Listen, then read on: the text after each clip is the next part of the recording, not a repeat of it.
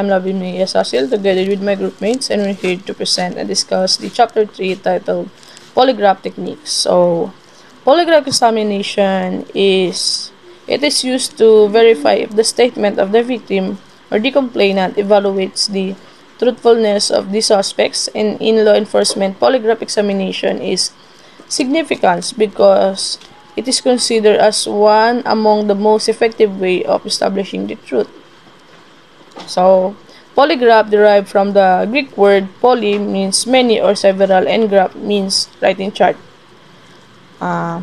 Polygraph is a scientific instrument capable of recording stimulously changing in blood pressure, pulse rate, respiration, and skin resistance as indicative of emotional disturbance, especially of a lying subject when being questioned. So, Thomas Jefferson is the first person known who used the term polygraph to describe one of his inventions. So, objective of conducting polygraph examination, first is to admission is a statement of fact by the accused which not directly involve acknowledgement of guilt in committing or having participated in commission of an offense.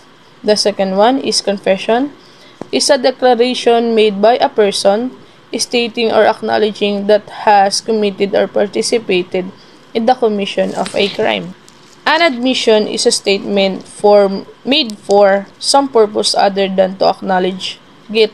A confession is an acknowledgement of guilt made by a person after an offense has been committed. Blood pressure and heartbeat frequency. First, systolic or high pressure. They exist when the heart is contracted and the valves are open with the blood rushing into arteries. The second one is diastolic or low pressure. This exists when the valves are closed and the heart relaxed.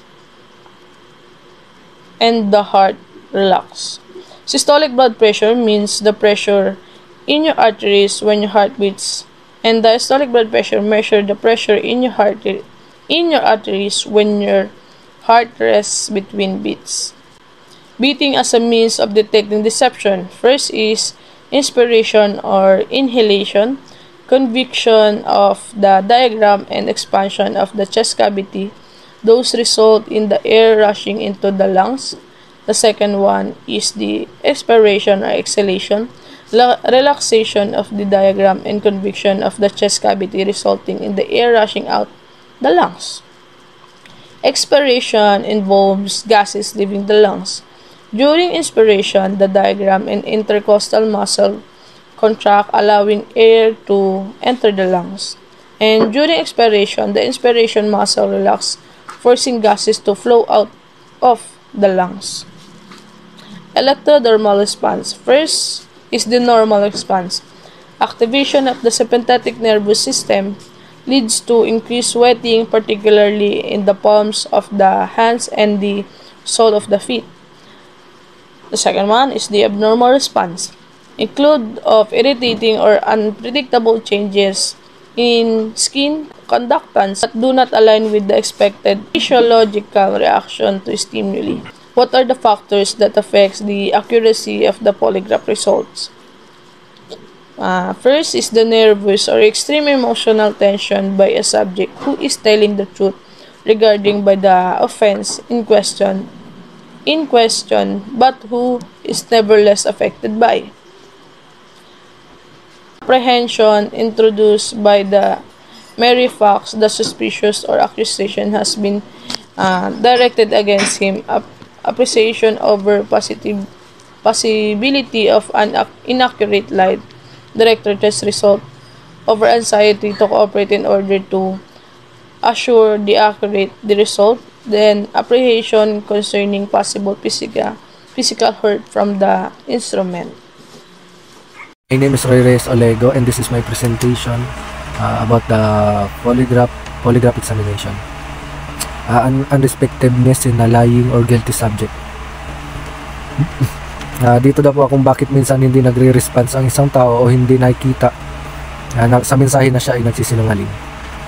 Una-una po dyan is no fear in detection, na maaaring yung subject ay hindi natatakot na siya ay ma-detect, o yung mga tao na nag-enjoy kapag sila ay nagsisinungaling. Pangalawa, ito naman po yung uri ng subject na kung saan kinokontrol nila yung kanilang paghinga o yung kanilang pagkilos. And then pangatlo sa conditional of subshock or ordinal exhaustion at the time of rest. And then, next is what are the limitation of the polygraph techniques. Dito daw pa sinasabi na hindi pwedeng lahat ng investigation ay idadaan natin sa polygraph examination. Dito daw po kailangan pa rin nating mag-conduct ng investigation, pag-investigate, hindi lamang puro laging polygraph. Kasi dito daw po ay sa paggamit ng polygraph examination ay kinakailangan natin ng consent ng taong ating iniimbestigahan. At kung sakaling ayaw ng subject na siya ay mag-undergo ng polygraph test, dito po ay hindi po natin pwedeng pilitin.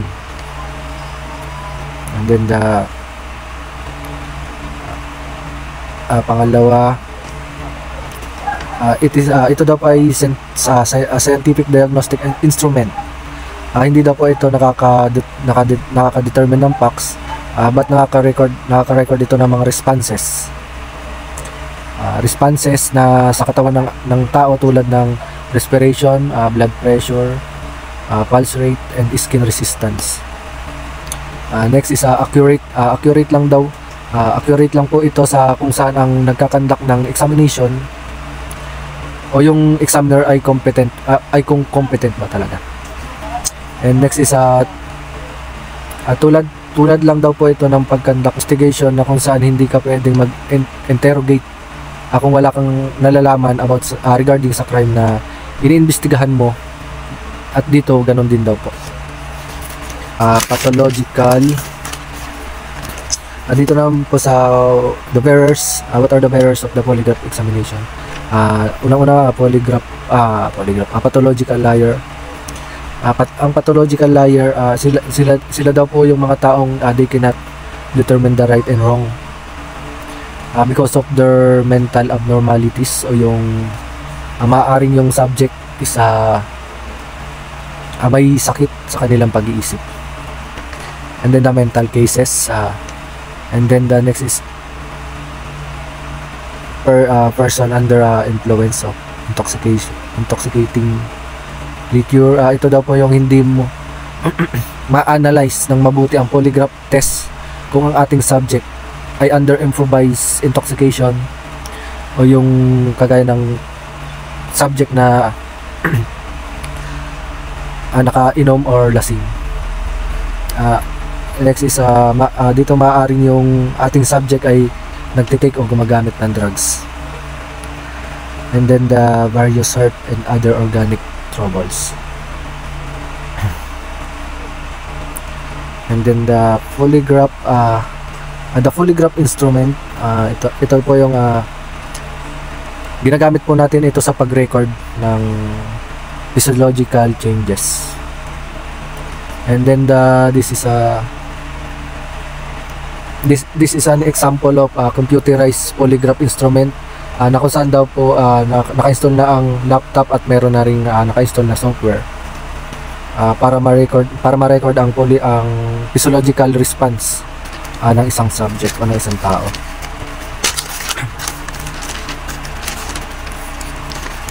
And then how does the polygraph instrument work?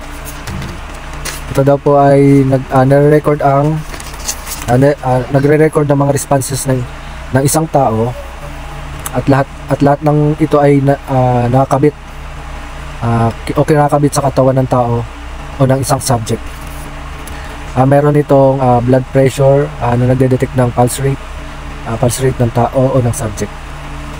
And meron din itong tinatawag na electrodes o yung galvanometer, at nilalagay ito sa index finger ng ating subject for the skin response o tinatawag na galvanic skin response.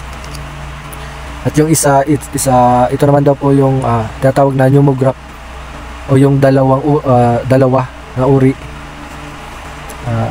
Yung isa kinakabit sa for the chest at yung isa is for the abdominal. Next. In the next slide, we have respiratory rate. It means 2 tuber tubes filled with air called pneumograph are placed around the examinee's chest and abdominal. And what is pneumograph? It is an instrument for recording the thoracic movement or volume change during respiration. And as you can see sa picture, meron siyang parang spring dyan na nakalagay yung dalawang itim na like nakaganyan siya sa abdominal natin. Ayan, dyan makikita niya yung respiration rate natin. Usually, the normal respiratory rate natin for healthy adult is between 12 to 20 breath per minute. And when child reaches age of 2 years old, the respiration rate reduces from 44 breaths per minute to 26. In the next slide, we have blood pressure / heart rate. A blood pressure cuff is placed around the examinee's upper arm. Tubing runs from the cuff to polygraph. Yan, yung blood pressure checker natin, dito siya nilalagay sa arm natin. Then, iipit tong aneroid manometer gauge, iipit siya dito sa ilalim. Then, yan, ipapump siya, tapos ilulus yung, mag-i-release siya, then makikita na kung ilan yung blood pressure natin. Ang normal blood pressure natin is 60 to 100 ppm. In the next slide, we have galvanic skin resistance. This is also called electrodermal activity and basically a measurement of sweat of the subject fingertips. Yan. Yung galvanic skin response indicate refers to changes in sweat gland activity that are reflective of the intensity of our emotional state, otherwise known as emotional arousal. Ayan. Kung nakikita nyo sa picture, nakaipit siya dito sa finger natin. Ayan, nakaganyan siya. Then, ayan, madedetect nyo na, depende sa sweat ng ating finger. Ayan, usually kapag tayo kinakabahan, ayan, so pag kinakabahan tayo, kapag tinatanong tayo, yan, nagbabasa yung kamay natin, yung finger natin, dyan, kapag yung galvanic skin response natin, dito makikita niya kung ano yung emotional natin. In the next slide, we have attachment of the computerized polygraph instrument. Ayan, sa picture natin, makikita natin kung saan nakalagay yung mga machine natin, no? Sa blood pressure, dito sa arm, yung pneumographs, dito siya sa abdominal natin, and yung pinakita ko nga kanina, sa finger, yung galvanic skin response natin. And the next slide, we have chemograph component. Charge drive recording unit of the instrument. It has synchronized motor that drives the charge at the rate of 6 to 12 inches per minute and its speed constant in vital because the vertical lines. Ayan, dito sa chemograph component natin, makikita mo yung chemograph, which means vibrator. Yan, ito yung machine na nagde-detect. Ayan, makikita mo yung up and down na yan. Kasi yun yung response ng body natin. May pataas siya, mabilis siyang nagbabago depende sa response ng body natin. Ito yung nagde-detect, ito yung... Hi, I'm Hilary Gutierrez. I'm going to discuss pen lifter. Pen lifter, it raises or lowers pen to 3 position. Ito yung itsura niya. Next is paper tear bar. Provides cutting edges for removal of charts. Ito po yung nagka-cut sa chart. Kasi parang cutter yung edge niyan. So, tawag doon, paper tear bar.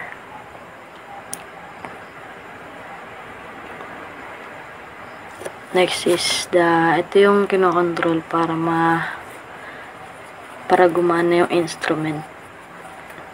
Resonance control. It allows you to clear up or make a better pattern when you have too much pulse pressure of the subject. Hand electrode. This is passed into the hand by a stretch band. Friction is to make electrical contact with the subject. Next is panel control, to allow the operator to control or adjust the operation of the galvanograph. There are other 5 important controls. First is on and off power switch. On switch, energize the galvanograph section. Subject resistance control, balance the galvanograph section to the skin resistance of the subject. Reactivity control, adjust the sensitivity of galvanograph section. Self-centered normal switch, selects either mode of operations. Then number 5 is self-centering mode. The circuit electronically center pen itself after every excursion. An examiner must be an intelligent person with a reasonably good educational background and preferably college degree. The subject, generally there are 3 types of subject for polygraph testing. First is a suspect. Second is the victim of complaint and witness. The examination room is importantly considered for effect polygraph testing.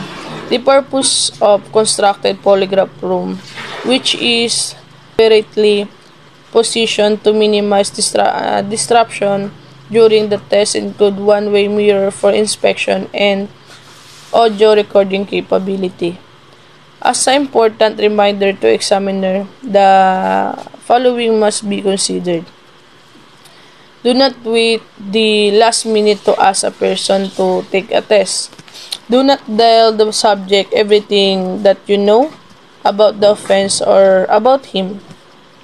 Do not fail to investigate the case before you ask a person to take the test.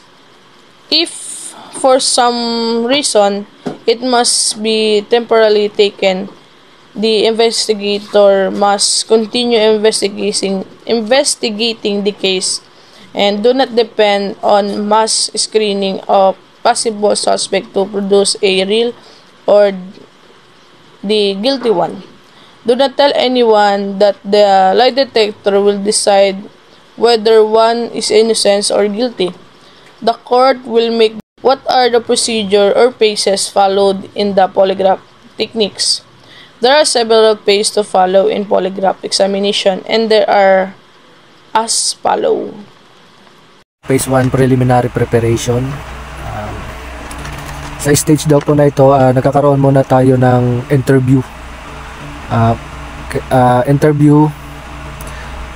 Kailangan muna maging komportable ang ating subject.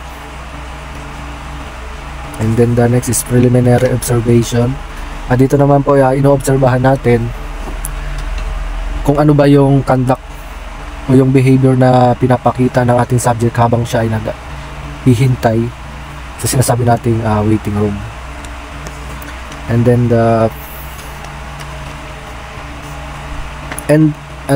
dito daw po bilang examiner, as a examiner, ito daw po ang guide, magiging guide natin kung anong uri ba ng pamamaraan o pag-handle ang gagawin natin sa subject. Yung kung paano ba yung effective way ng pag-handle sa subject base sa naobserbahan natin sa subject. And then phase 2, the pre-test interview.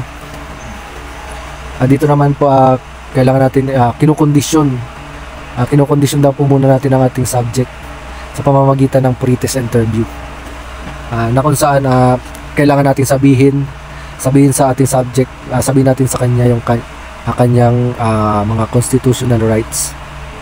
Sasabihin din natin sa kanya o hihingin natin yung kanyang consent o voluntary na kung gusto niya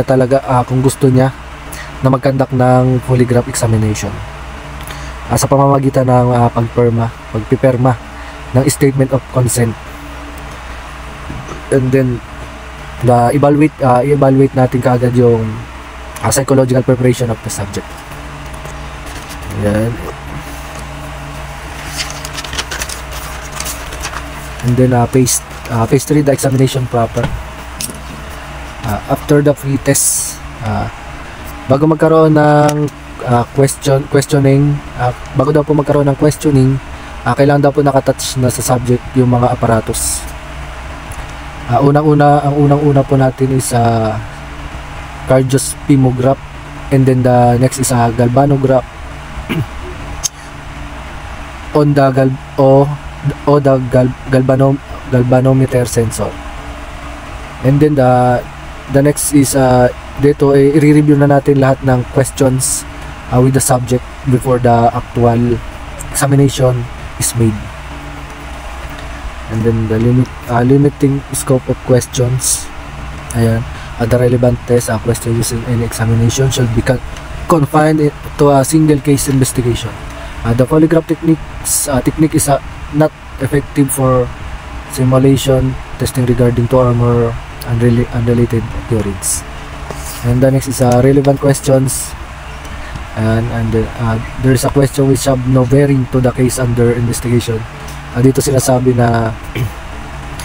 naman po dito na ang relevant questions, it is a hypothesis o ginagamit ito o ang purpose daw po nito is for providing a physiological baseline. In the next slide, we have relevant question, leaded material question. These are questions which have no bearing to the case under investigation. It is equally important to limit the number of relevant questions to avoid discomfort to the subject. These are the questions as about a crime they know they did not commit. Example, did you steal from the office? In the next slide, we have control question. These are questions unrelated to the matter investigation but are the similar nature, although less serious as compared to those relevant question under investigation.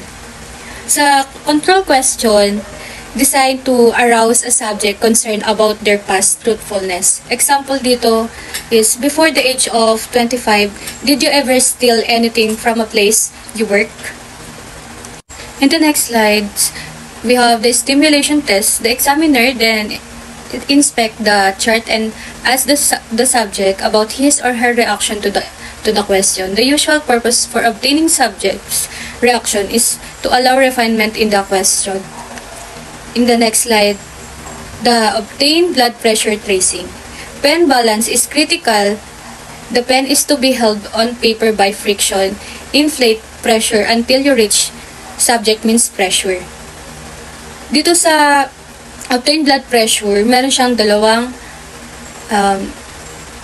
uri ng blood pressure. We have systolic blood pressure and diastolic blood pressure. Kung makikita nyo sa blood pressure natin, like for example, 120/80, yung nasa taas nun, yun yung systolic blood pressure.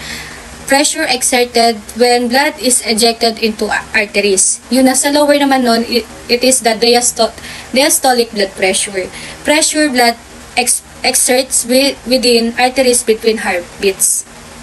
In the next slides, we have sensitivity tests. Have subject take a deep breath or touch such subject's ears or neck or make a quick motion within subject lines of vision. Like for example, kapag nakikita natin yung subject natin na ang hiling niyang gumanto, yung maghawak sa mga tenga or sa mga kung saan mang bahagi ng katawan niya, ganon, or nagbubugtong hininga siya, like doon pala makikita mo na yung subject natin kung ano yung reaction niya kapag tinatanong siya. In the next slide, we have technical production of tracing. For cardio tracing, the ascending limb pulse wave causes an expansion of the arterial wall and an increases surface pressure against the cuff bladder, thus forcing air from the bladder through the tubbing into the tumbler. In the next one, descending limb. When a pulse wave passes beyond cuff bladder, attendant drop in of surface pressure against bladder reverses this process, permitting the below to return to or towards its original position. Notch is caused by the minor secondary pulse wave passing under and beyond the blood pressure cuff in the wake of succeeding primary wave which momentarily halts. Ito yung wave sa pagitan ng diastolic pressure. Next, for pneumotracing, yung ascending limb na. With the expansion of the chest during inhalation, the air capacity in the pneumograph tube is increased, creating a vacuum within the system, which reduces the internal surface pressure against the flow. Ascending limb caused by the exhalation, thus reversing this process, causing an increase in the internal surface pressure against the bellows, thus moving the bellow to or toward its original position and producing a lateral counterclockwise or a downward movement of the pen. For the galvo tracing, caused by the decrease of the subject resistance, which throws the established circuit out of balance and modifies the electric current flow through the magnetic field surrounding the pivot movement of the recording pen. Sa descending limb naman, physical cause siya. So, kapag normal yung response niya, descending limb. Kapag naman abnormal, tawag doon ascending.